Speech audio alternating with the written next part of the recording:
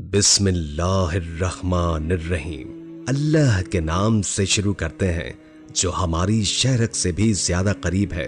अस्सलाम वालेकुम प्यारे इस्लाम के प्यारे प्यारे दोस्तों, हम आपको प्यारे इस्लाम में खुशामदीद कहते हैं। उम्मीद है कि आप सब ईमान और तकवे की बेहतरीन हालत में होंगे। आज हम आपकी खिदमत में एक अफसानवी सबक आमोज किस्सा लेकर हाजिर हुए हैं। आज के किस्से में हम आपको बताएंगे कि एक अंगूठी की लालच में 3 औरतें किस हद तक गुजर गईं और उनको उनकी मक्कारी का क्या बदला मिला। जानने के लिए वीडियो को आखिर तक जरूर देखिएगा। एक दफा का जिक्र है कि 2 औरतें हम्माम में नहाने के लिए गईं। एक औरत काजी की बीवी थी और दूसरी कोतवाल की बीवी थी।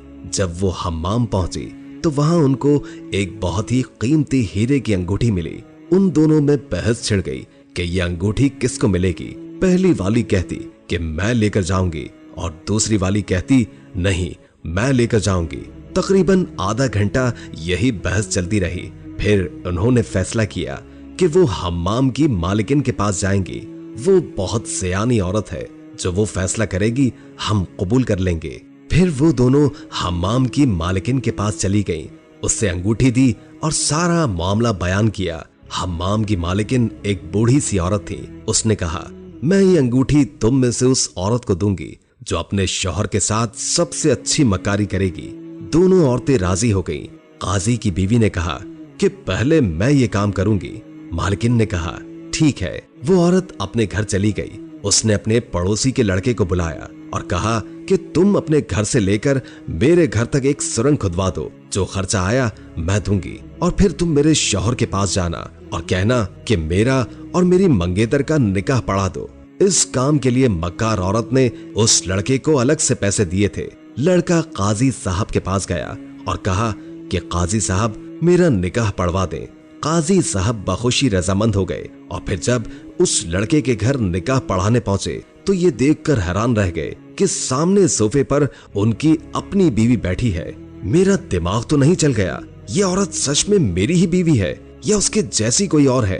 काजी ने सोचा मैं खुतबा निकाह तो घर ही भूल गया हूँ, आप लोग जरा रुकें, मैं अभी लेकर आता हूँ। काजी की बीवी उस सुरंग से जल्दी से अपने घर पहुंच गई। काजी साहब जब घर पहुंचे तो देखा कि उनकी बीवी कंबल ताने बिस्तर पर पड़ी हुई है। खैर है काजी साहब, इतनी जल्दी आ गए आप? मक्कार बीवी ने पूछा। हाँ वो बस मैं खुतबा निकाह यहाँ भूल गया था। एक तो आपके भूलने की बीमारी भी ना, बादाम खाया करें ताकि जहन तेज हो। काजी साहब सर झटक कर घर से निकल गए।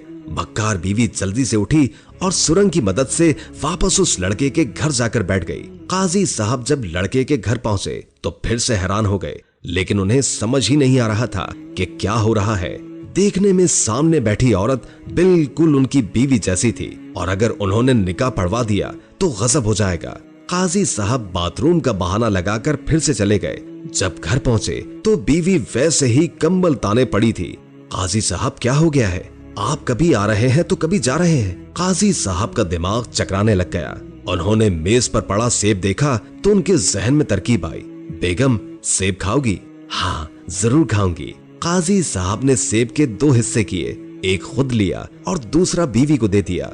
जब वापस उस लड़के के घर पहुंचे तो वहां बैठी दुल्हन ने भी वही सेब पकड़ा हुआ था। काजी साहब को यकीन हो गया कि उनकी बीवी कोई भूतनी है और फिर जब वो किसी को ये किस्सा बताते तो सब इनको पागल कहते। और फिर एक दिन ऐसा आया कि काजी साहब वाकई में पागल हो गए। वो मक्कार बीवी हम्माम की मालिकिन के पास गई और सारा किस्सा बयान कर दिया।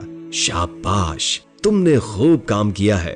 अब कोतवाल की बीवी अपनी मक्कारी दिखाने के लिए तैयार खड़ी थी। घर पहुंचकर उस कोतवाल की बीवी ने अपनी नौकरानी को बुलाया और कहा कि ये खाना और कपड़े ले जाओ और करीब मजार पर जाकर तकसीम कर दो। मैंने उस मजार पर अपने शौहर की शक्ल जैसा एक शख्स देखा था, वो इसी मजार पर होता है। उसे जाकर ये लिबास दे देना और कहना कि मेरी मालिकिन का शौहर उसकी तलाश में है, क्योंकि एक चोर ने बहुत बड़ी डकैती की है और उसकी शक्ल बिल्कुल तुमसे मिलती है। इसलिए बेहतर यही है कि तुम यहाँ से भाग जाओ और याद से उस आदमी से वो पुराने कपड़े उतरवा लेना और कहना कि नए वाले पहन ले।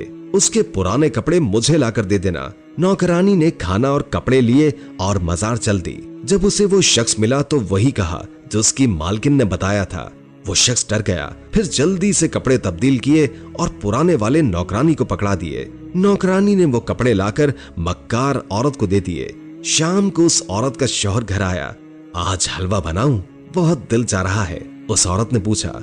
हाँ जरूर बनाओ। औरत ने हलवा बनाया और उसमें अफीम मिला दी। जब कोतवाल साहब ने वो हलवा खाया तो लंबी नींद सो गए। बीवी ने नौकरानी और उसके शौहर को बुलाकर कोतवाल साहब के कपड़े तब्दील करवा दिए, उनकी मूछें और सर के बाल मुंडवा दिए।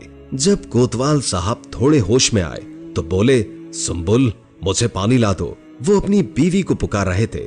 क्या सुंबुल सुंबुल लगाया हुआ है? दीवाना हो गया है क्या? कोतवाल साहब पूरी तरह होश में आ गए और खुद को मजार पर बैठे हुए देखा। मुंह और सर पर हाथ फेरा तो बाल सारे मुड़े हुए थे और कपड़े भी मैले पहने हुए थे। वो जल्दी से वहां उठे और अपने घर गए। दरवाजा खटखटाया तो बीवी ने दरवाजा खोला। कौन हो भाई? बीवी ने पूछा। क्या मतलब है कौन हो? तुम्हारा शौहर हूँ। मेरे शौहर तो अंदर बीमार पड़े हैं।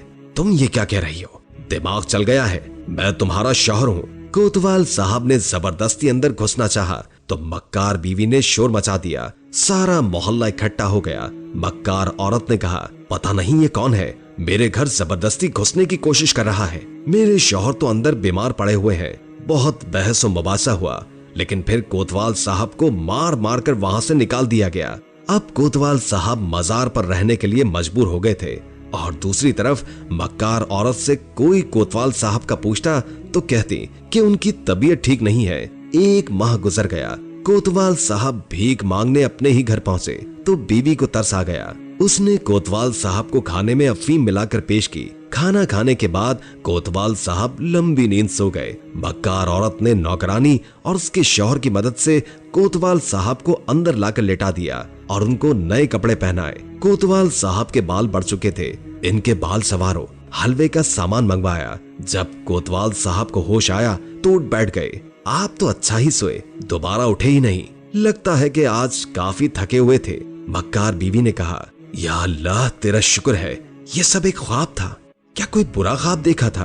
क्या बताऊं बेगम, मैंने क्या कुछ चाहा। मैं 1 माह तक ख्वार होता रहा हूँ, लेकिन शुक्र है वो एक ख्वाब था। अब दोनों मक्कार औरतें जब हम्माम की मालकिन के पास गईं, तो उनको ये जानकर बहुत गुस्सा चढ़ा कि वो हम्माम मालकिन अंगूठी लेकर भाग गईं। दोस्तों, वीडियो अच्छी लगी हो तो लाइक करके शेयर कर दें, क्योंकि अच्छी बात आगे पहुंचाना सदका होता है। इससे आपकी भी इस्लाह होगी और दूसरों की भी। और कोई अच्छा सा कमेंट कर दें, इससे हमारी भी हौसला अफजाई होती है। और अगर आपकी कोई खास ख्वाहिश है तो उससे भी हमें जरूर आगाह कीजिएगा। अल्लाह ताला हम सबको अपनी हिफ्ज़ व अमान में रखे।